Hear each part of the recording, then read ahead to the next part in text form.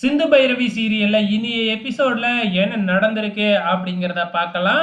இப்ப சிவாவோட ஹாஸ்பிட்டல நம்ம நீதிமன்றத்துல ரீஓப்பன் பண்ணிக்கலாம் அப்படின்னு சொன்னதுனால, இப்ப சிவாவுக்கு ஹாஸ்பிட்டலுக்கு சீல் வச்சத சீலெல்லாம் ரிமூவ் பண்ணிட்டாங்க. அதுக்கப்புறம் மறுபடியும் சாமியெல்லாம் கும்பிட்டு ஹாஸ்பிட்டலையும் ஓப்பன் பண்ணிட்டாங்க. இந்த பக்கம் ஸ்னேகா நடந்ததை நினைச்சு பயங்கர கோவத்துல இருக்கிறா. ஸோ என்ன செய்ய போறா அப்படிங்கிறது தான் தெரியல.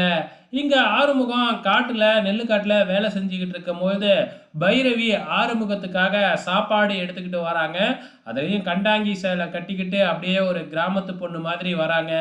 உடனே நம்ம ஆறுமுகம் சாப்பாடை போட்டு கொடுக்கும்போது என் கையெல்லாம் ரொம்ப அழுக்கா இருக்கு, அதனால நீயே ஊட்டி விடு அப்படின்னு சொல்றாப்புல பைரவியும் ஊட்டி விட ஆரம்பிக்கிறாங்க. இதெல்லாம் பார்க்கும் பொழுதே நமக்கு கற்பனை அப்படிங்கிறது யூகிக்க முடிஞ்சுது. இருந்தாலும் பார்த்தீங்கன்னா நிஜமா நடக்கிற மாதிரி தான் நமக்கு காமிச்சுக்கிட்டு இருப்பாங்க. கடைசியா பாட்டுக்கு டான்ஸ் எல்லாம் ஆட ஆரம்பிச்ச உடனே தான் இது கற்பனை அப்படிங்கிறதே நமக்கு தெரிய வருது.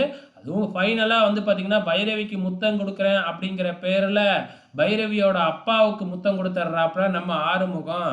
ஸோ அதுக்கப்புறம் தான் கற்பனை அப்படிங்கிறதையே நமக்கு காமிக்கிறாங்க. அதுக்கப்புறம் என்ன, ஆறுமுகத்துக்காக சாப்பாடு எடுத்துகிட்டு வந்திருப்பாராட்டுக்கு அவரு. ஸோ அவரு கூட போய் ரொமான்ஸ் பண்ணிக்கிட்டு இருந்திருக்கிறாப்புல நம்ம ஆறுமுகம். இது முடிஞ்சதுக்கு அப்புறம் என்ன நடக்குது அப்படின்னு பார்த்தீங்கன்னா பைரவியோட பிறந்த நாள் வருது. அதனால பைரவிக்கு என்னென்னலாம் பிடிக்கும்னு பார்த்து அவளுக்கு கிஃப்டா கொடு அப்படின்னு சொல்லிட்டு போயிடுறாங்க. அதே மாதிரி நம்ம ஆறுமுகம் சேலை, டைமண்ட் நெக்லஸ் இதெல்லாம் வாங்கிக்கிட்டு வச்சிருக்கிறாப்புல. ஆனா என்ன, அதை கொடுக்காம அவங்க அம்மா ரூம்ல வச்சு அவங்க அம்மா மூலியமா கொடுக்கலாம் அப்படின்னு முடிவு பண்ணியிருப்பாப்லையாட்டுக்கு.